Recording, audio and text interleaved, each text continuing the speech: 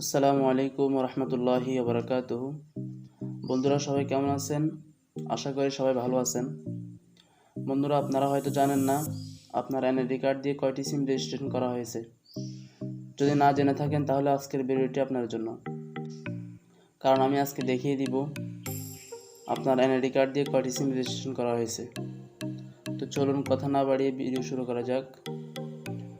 তো প্রথমে একটি কথা না বললেই নয়, সেটা হলো আপনি যে সিমের গ্রাহক হন না কেন, আপনার আইডি কার্ড দিয়ে 15টির বেশি সিম রেজিস্ট্রেশন করতে পারবেন না।